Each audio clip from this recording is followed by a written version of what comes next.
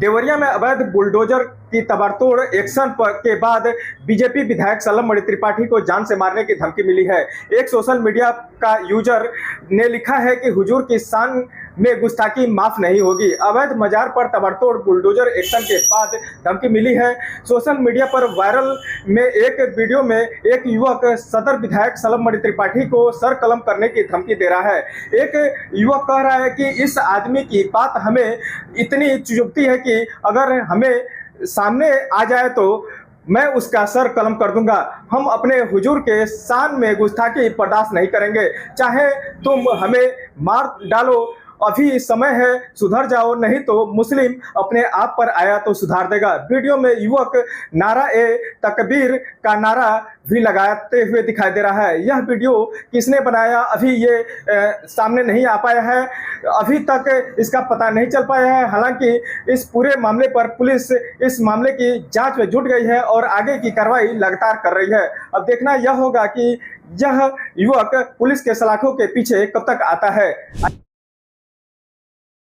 कप्तानगंज तहसील क्षेत्र के काफ़ी संख्या में ग्रामीण डिस्ट्रिक्ट कार्यालय पर आए हुए हैं, जहां पर ग्रामीण आरोप लगा रहे हैं कि उनका जो क्षेत्र का आवंटन हुआ है वो गलत तरीके से तहसीलदार कप्तानगंज द्वारा कर दिया गया है।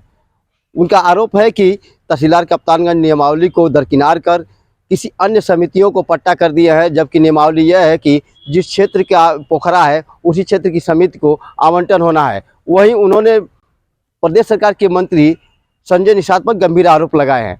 उनका कहना है कि मंत्री के दबाव में ही उनके रिश्तेदारों को पट्टा किया जा रहा है, जबकि मंत्री समाज की बात करते हैं और लाभ अपने रिश्तेदारों को दिला रहे हैं। वहीं उनका कहना है कि अगर उनका मांग पूरा नहीं होता है तो जिलाधिकारी कार्यालय पर तब तक धरने पर बैठे रहेंगे, जबकि उनका आरोप है कि अब तक कोई भी अधिकारी उनसे मिलने नहीं आया है। अब देखने वाली बात होगी कि इन प्रदर्शनकारियों को कब तक न्याय मिल पाता है।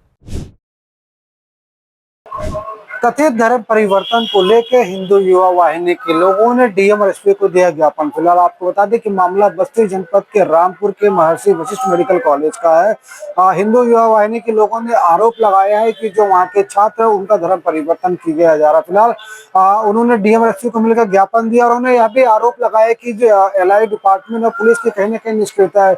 इस तरह का मामला बस्ती जनपद में जिस तरीके से जो धर्म परिवर्तन किया उसको लेकर उन्होंने विरोध भी प्रकट किया। फिलहाल उन्होंने डीएम और एसपी को ज्ञापन दे के इसमें कार्रवाई की मांग की है। एक वीडियो मुरादाबाद का सोशल मीडिया पर काफी तेजी से वायरल हो रहा है, जिसमें देखा जा रहा है बुध बाजार की चौकी इंचार्ज सुनीता चौधरी अतिक्रमण हटाने का प्रयास कर रही है। उन्होंने व्यापारियों को अतिक्रमण हटाने के लिए सख्त निर्देश दे दिए गए थे।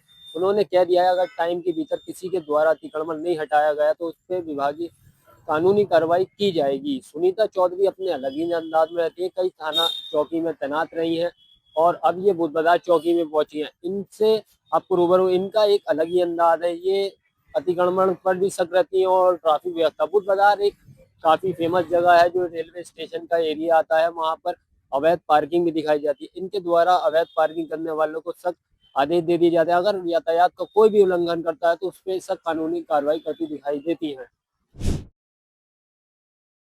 इटावा थाना चक्करनगर क्षेत्र में सत्ता के रसूख में एक बार फिर ग्राम प्रधान ने किसान में झोपड़ी में घुसकर जानलेवा हमला कर दिया।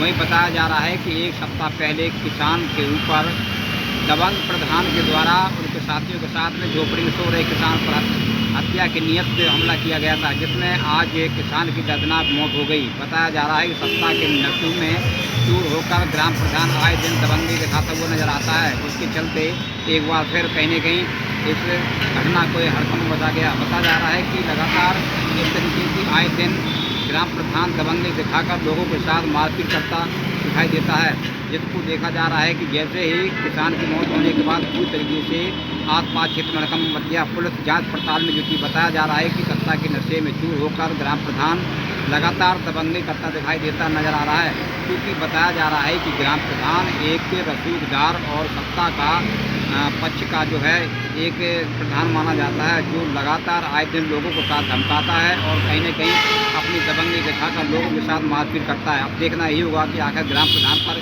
क्या कार्रवाई की जाएगी। रायबरेली में साइबर ठगी का एक ऐसा मामला उजागर हुआ है जिसे सुन आप भी एक बार हैरान हो जाएंगे। मिर्ची का एक कारोबार करने वाला जो अनएजुकेटेड पर्सन है, जिसका नाम सादाब बताया जा रहा है, इसका एक गिरोह था और इस गिरोह में साइबर ठगी के नाम पर लगभग 15 करोड़ रुपए पूरे देश में 9 खाते खोले गए थे साइबर ठगी के, जिसमें 135 मुकदमे पंजीकृत हैं पूरे देश में।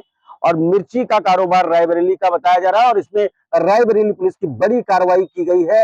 रायबरेली पुलिस ने इस पे ज्यादातर बात करें तो जो इनके गैंग के गुर्गे थे, उन गुर्गों में से 2 गुर्गों को पकड़कर हिरासत में लिया है और गिरफ्तार कर न्यायिक परीक्षा में भेजा है।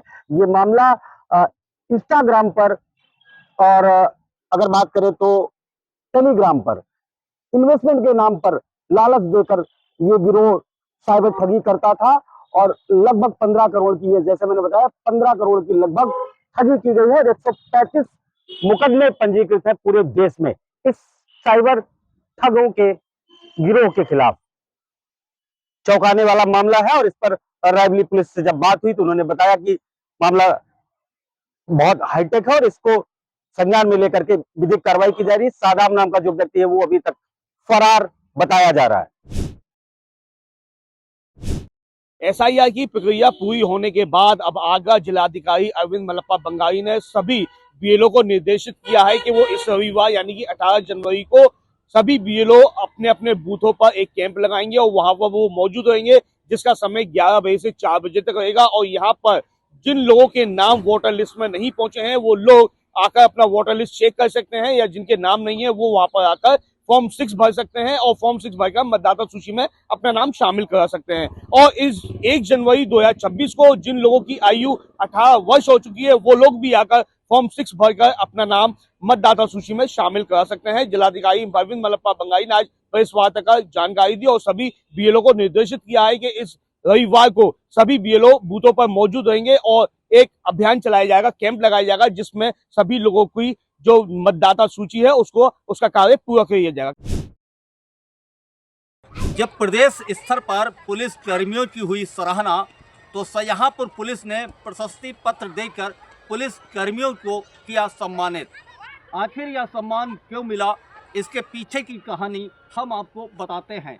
तारीख थी 17 दिसंबर और स्थान था GIC तिराहा सेल्फी पॉइंट शाहजहांपुर, जहां पर 2 पुलिसकर्मी योगेंद्र सिंह और जयवेंद्र सिंह तैनात थे। ड्यूटी के दौरान जब वह ड्यूटी कर रहे थे तभी उनको एक एंड्रॉयड मोबाइल फ़ोन मिलता है। मोबाइल फ़ोन की बैटरी महज 17 या 18% थी। उन्होंने मोबाइल फ़ोन को चार्जिंग पर लगाकर एक्टिव किया और जैसे ही मोबाइल फ़ोन के स्वामी का फ़ोन आया, उन्होंने उस मोबाइल फ़ोन के स्वामी को सेल्फी पॉइंट GIC तिराहे पर बुलाया और उसकी विधिवत जांच की। जब उन्हें विश्वास हुआ कि मोबाइल इसी व्यक्ति का है तो दोनों सिपाहियों ने मोबाइल उनको हैंडओवर कर दिया। उनके इस कार्य की सोशल मीडिया पर जमकर प्रशंसा हुई, साथ ही प्रिंट मीडिया पर भी खबर छपी। जब यह खबर लखनऊ में अपर महानिदेशक उत्तर प्रदेश ने देखी तो उन्होंने दोनों पुलिस कर्मियों की प्रशंसा की और दोनों पुलिस कर्मियों के लिए प्रशस्ति पत्र भेजा। आज पुलिस अधीक्षक राजेश द्विवेदी ने दोनों पुलिस कर्मियों को बुलाया और उनको प्रशस्ति पत्र देकर सम्मानित किया। अब आप ही सोचिए कि हाथ में 5 उंगलियां बराबर नहीं होती है। कुछ पुलिसकर्मी इतना अच्छा काम करते हैं, अपनी ड्यूटी को ईमानदारी से निभाते हैं, जिसकी वजह से आज उन दोनों पुलिसकर्मियों को सम्मान मिला। IBC 24 उनके उज्जवल भविष्य की कामना करती है। जनपद बिजनौर के नगीना तहसील के गांव नंदपुर में एक अद्भुत नजारा देखने को प्राप्त हुआ। लोगों ने वहां सुबह से ही भीड़ लगाकर दर्शन करते हुए नजर आ रहे हैं। आपको बता दूं कि पूरा मामला क्या है कि बढ़ापुर मार्ग पर एक गांव पड़ता है नंदपुर, जहां पर एक मंदिर है और मंदिर पर हनुमान जी की मूर्ति है। हनुमान जी की मूर्ति की परिक्रमा करता हुआ नजर आ रहा है कुत्ता। आपको बता दें कि वो कल सुबह 4 बजे से वो परिक्रमा करता हुआ नजर आ रहा है, जिसको देखने के बाद ग्रामीणों ने हाथ जोड़कर उनसे दर्शन किए और वहां दर्शन करके अपनी मनोकामना पूर्ण करने के लिए आशीर्वाद मांग रहे हैं। और लगातार आपको बता दूं वहां पर क्षेत्रीय मंत्री भारतीय जनता पार्टी के अनूप वाल्मीकि भी वहां पहुंचे ये बात सुनकर, और उन्होंने भी कहा कि वाकई में ये ईश्वर का ये चमत्कार ही है कि कुत्ता इस तरह से परिक्रमा कर रहा है, क्योंकि उसे आप जानते हैं कि बेजुबान जानवर है, उससे तो कोई भी कुछ करवा नहीं सकता, और लगातार जिस तरह से वो परिक्रमा कर रहा है ये वाकई में चमत्कार ही का रूप है। आपको बता दें कि जिस तरह से यहाँ पर ठंड है, ठंड को देखते हुए लोगों ने, ग्रामीणों ने वहां पर बल्ली लगा दी और पन्नी का उसे घेराबंदी किया है ताकि कुत्ते को ठंड ना लगे। उसे खाने पीने के लिए भी दिया जा रहा है, परंतु वो कुछ खा पी नहीं रहा है, बस वो परिक्रमा ही कर रहा है सिर्फ हनुमान जी की।